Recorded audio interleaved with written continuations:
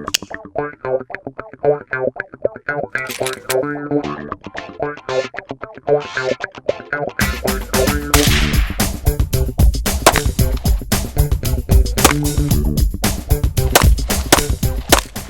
there, viewers. It's the Shooting Guy, and we've been doing knives lately. Had an opportunity to do a few of those, and we haven't done anything that shoots. So today, thought we'd do something that shoots. I've got here the Crosman 1377 and the Crosman 1322. This one's in .177 caliber. This is in .22 caliber, and well, I'm loving them both. You know, the story really is, a couple of years ago I picked up this 1377 for my son so he can enjoy it, and I can put a little link to a little review that he did on it. We got it for him for Christmas, and he promptly went in and did a little review of his own. Pretty cool. But this gun's been around in production for quite a long time, since 1977, and more recently, this is 2012, more recently in the last couple of years, they've reintroduced it. They're calling it the 1377C, or Classic, and they've done a few things to modify it from the original back in 1977. One of the main things that you'll notice, and I'll flip them both over because they're both made this way, is right now, rather than a steel breech area here, they're using a plastic breech, which kind of sucks a little bit, but I can see where, you know, it saves on some cost and mass production and all that. It's fairly durable. I don't see it to be a problem breaking, as long as you don't drop it or abuse it, but it should be fine. And it's using a bolt action. For a period of time, they were actually using a cocking lever that pulled back here. You pulled this back, you put a pellet in, and you snap it, and then you pump the thing up. And many of you may be familiar with how, you pump it up. We got 3 pumps in there. Point it in a safe direction. Cock the thing like that, or before I used to pull back here, but now I use this cool little bolt thing. Pop that in there. And if I got nothing in there, whoa, that was pretty loud. Yikes. Just 3 pumps. But in .177 caliber. Pretty cool. They're calling it the American Classic these days, and it is that. It's an American Classic. It's a beautiful little gun. Surprisingly accurate.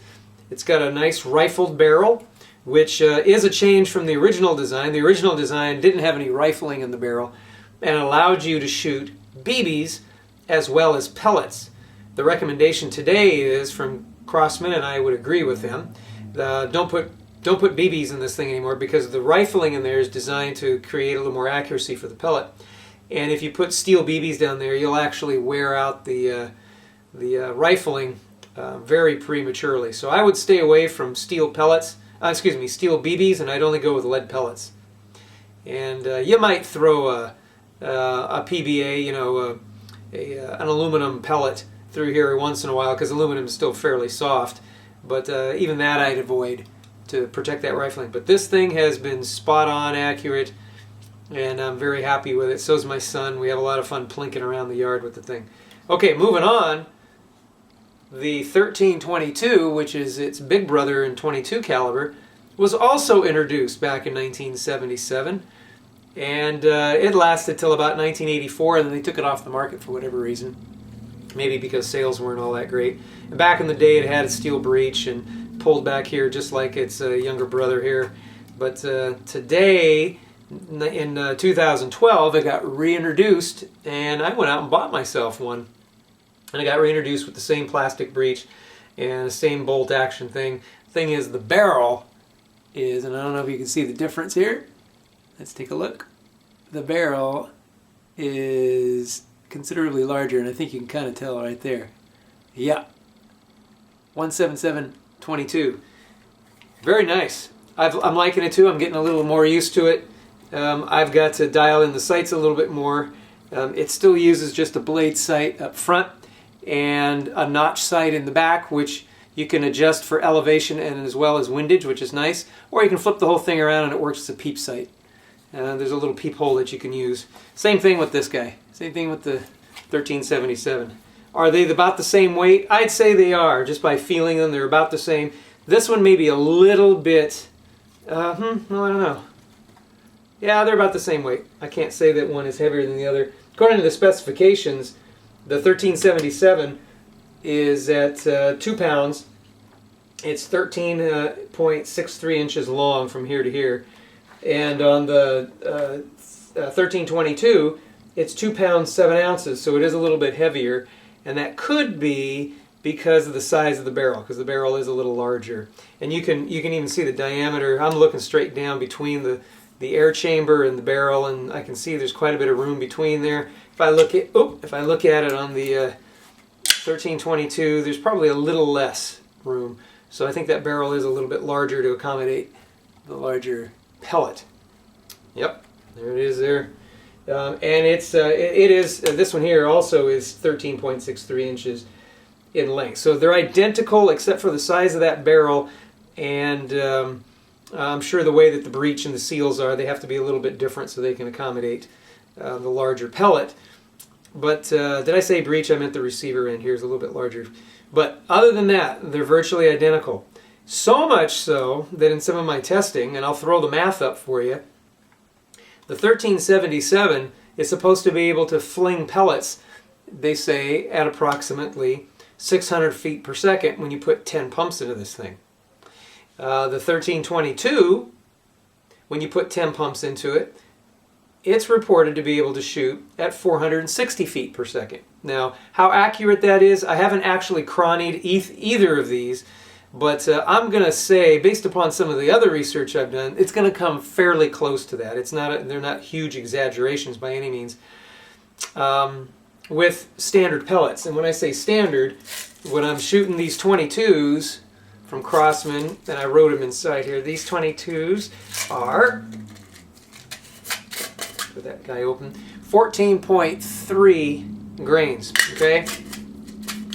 14.3 grain for that. For these hollow point premieres in 177 that I would run through here, by the way, these premieres are very, very accurate. I have some premieres for that are in 22 that I use on my Benjamin Marauder, and they're very accurate. I haven't put them through here yet, but I would imagine that the accuracy would go up because these are not quite as matched as well as the premieres in 22 that I'm familiar with. But anyway, the premieres in 177 are 4.3 grains. Excuse me, 8.4 grains. Boy, what am I saying? 8.4 grains. I didn't write them in here, but that's what these guys are rated at. And this here was, what did I say? 14.3? Yeah, 14.3. So 14.3, 8.4, 600 feet per second, and 460 feet per second.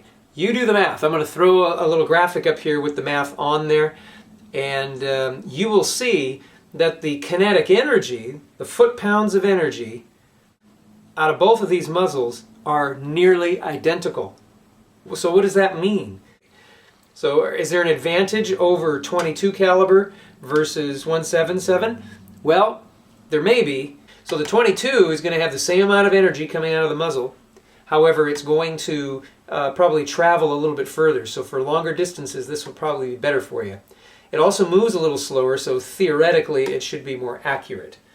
And because the pellet is heavier, wind and whatnot is probably going to affect it less than in the lighter sibling here.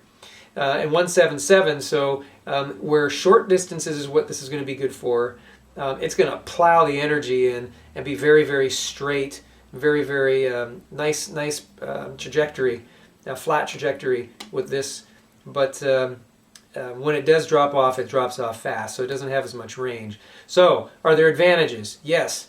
Much more energy in a smaller package for short distances, and a much straighter trajectory for accuracy's sake over those distances, where this is going to travel a little bit further and carry that energy further than this one. But it's going to have you're going to have to do some not barrel droop, but ballistics calculations to make sure that because it arches much more, you're going to be a little more. You need that for a little more accuracy. So there are pros and cons to each. They're both fun to shoot. I'm just kind of wondering, guys, how many of you out there have either one of these guns? Do you have any experience with them? Would you care to please post your experiences? on the on my comment section below, please go ahead and post them and say, hey, I got a 1377 and I like it because, and you put it in there. Or maybe you don't like it. And then, or maybe you're out there and you got a 1322 and I like it because, or I don't like it because. Let's get some conversation going. Or maybe some of you out there may have both and you want to discuss that too. I'd love to be able to hear from you. Talk about it. Well, there you go. I don't know what else to say except have yourself a great day. Get out there and have some fun plinking around with either your 1377 or 1322. And if you don't have either, I recommend you go out and getting yourself one just for the trigger time. It's a whole lot of fun. Well, there you have it. Shooting Guy here. I'll be seeing you soon. Don't forget to comment. Don't forget, if you haven't already subscribed, subscribe. Those of you that have subscribed, thank you very much. Like this video. And even if you haven't subscribed yet, subscribe and like my video. I would really appreciate it. Every little bit helps. God bless. God bless America. By the way, one more time, folks. Still on the campaign here in California for no on SB 249. If we start doing things in California more aggressively like I see is happening, and we begin to lose our firearm rights, pretty soon they're coming after our air guns too. I'm telling you. And what's going to be next? You know, because we have these from time to time. My knife is going to be in jeopardy too. Oh my gosh. I don't know what this state is coming to, but help us out. No, SB 249. All right, go out there and have fun. Go shooting.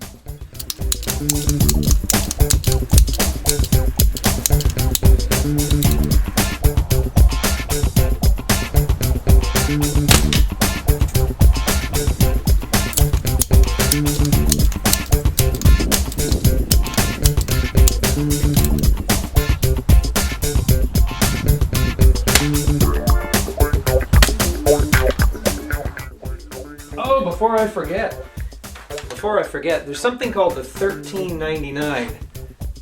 It's this.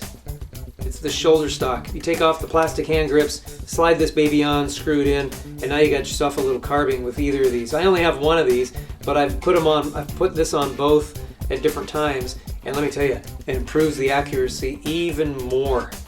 So 1377, 1322, along with the 1399, got yourself a formidable little carbine for very low cost. What did I pay for this here? Just recently, I paid $59.99 for it. That's a deal. I think I paid about $49.99 for this one at the time too, a couple of years ago when it was on sale. So very, very affordable. All right, that's it. See you. Bye. If you're done for the day, you can pull your target. Just need to switch all your spec casing to your responsibility.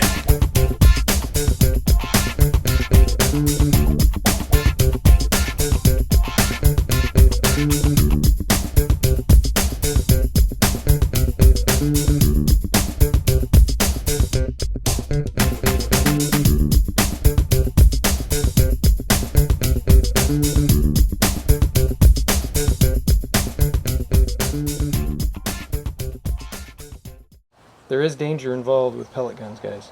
Be careful out there.